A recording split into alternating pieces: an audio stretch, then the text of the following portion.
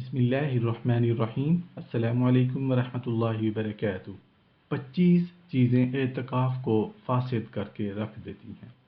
معتکف دن میں قصداً روزہ توڑے تو روزہ فاسد ہونے کے ساتھ ساتھ اعتکاف بھی فاسد ہو جاتا ہے، اور روزے میں بھول کر کھانے سے چونکہ روزہ نہیں ٹوٹتا تو اعتکاف بھی نہیں ٹوٹے گا۔ معتکف کو بلا ضرورت شریعہ و طبیعہ اپنی اعتکاف والی مسجد سے باہر نکلنا جائز نہیں، نہ رات میں نہ دن میں، ہر وقت اعتکاف گاہ میں ہے۔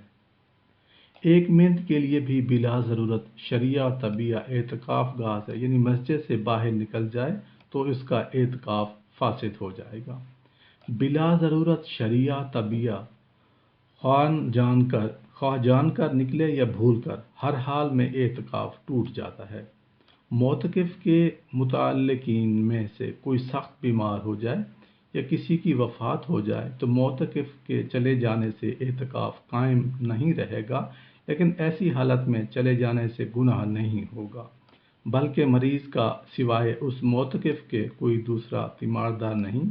مریض کو بہت تکلیف ہے، جان کا خطرہ ہو جائے تو معتکف کو چلے جانا ہی چاہیے، بعد میں اس کی قضا کر لے۔ اسی طرح میت ہو گئی اور غسل کفن دفن کرنے والا کوئی نہیں، تب بھی اعتکاف میں اٹھ کر چلے جانا چاہیے، پھر بعد میں قضا کر لے۔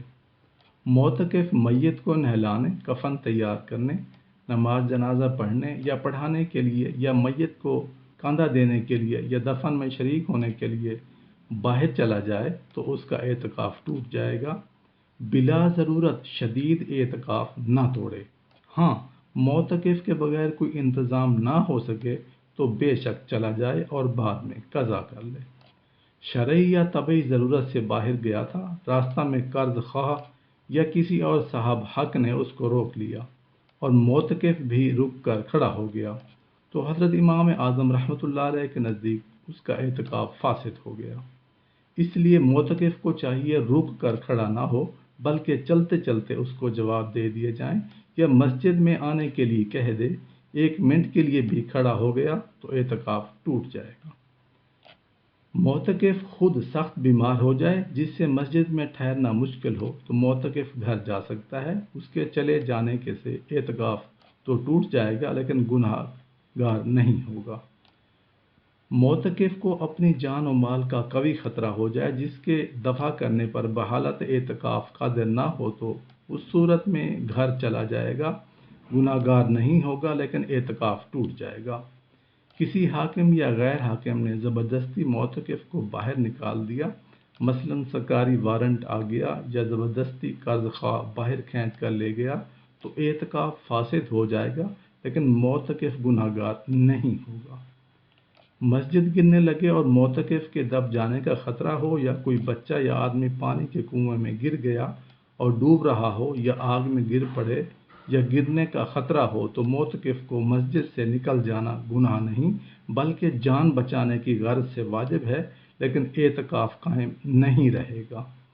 حالت اعتکاف میں ہم بستری کر لینے سے دن میں یا رات میں بھول کر یا جان کر، خواہ انزال ہوا ہو یا نہ ہوا ہو، ہر حال میں اعتکاف فاسد ہو جائے گا۔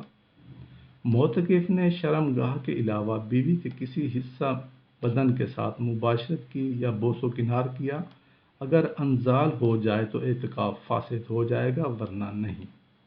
معتکف نے اگر کسی اجنبی عورت یا مرد پر نظر بد ڈالی یا غلط خیالات میں منہمک ہو گیا تو اس کا اعتکاف فاسد نہیں ہوتا، خواہ انزال ہوا ہو یا نہ ہوا ہو۔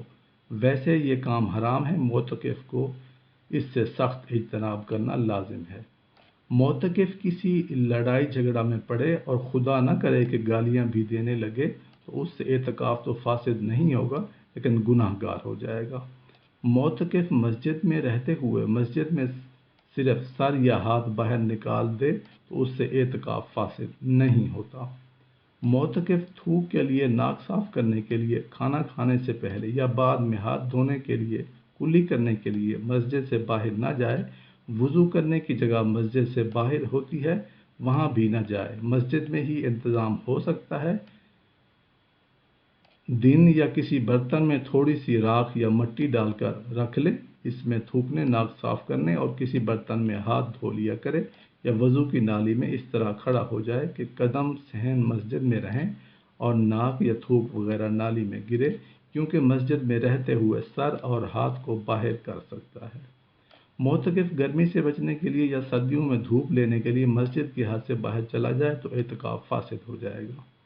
معتکف کو کھانے منگانے کا انتظام کر لینا چاہیے، خواہ گھر سے کوئی لے آئے یا ہوٹل والے سے کہہ دے، اس کا ملازم وقت پر پہنچا دیا کرے۔ جب انتظام ہو جائے تو معتکف کو خود کھا لینے کے لیے مسجد سے باہر جانا جائز نہیں، اگر چلا جائے تو اعتکاف فاسد ہو جائے گا۔ معتکف کو باوجود کوشش کے کھانا لانے کا کوئی انتظام نہیں ہو سکا تو خود ہی گھر یا ہوٹل سے یا تندور سے لے آنا درست ہے، لیکن بلا ضرورت وہاں نہ ٹھہرے۔ کم از کم اتنا تو کہہ سکتا ہے کہ فلاں وقت کھانا لینے آیا کروں گا، تاکہ دکاندار خیال رکھے اور اس کو سب سے پہلے فارغ کر دے۔ اور یہ کھانا لانا غروب آفتاب کے وقت ٹھیک غروب سے پہلے ہرگز نہیں جائے، کیونکہ غروب آفتاب سے پہلے ضرورت ثابت نہیں ہوتی۔ اس کے بعد سحری کے آخری وقت تک جانے کا اختیار ہے، بعد میں نہیں، اور کھانا مسجد میں کھانا چاہیے۔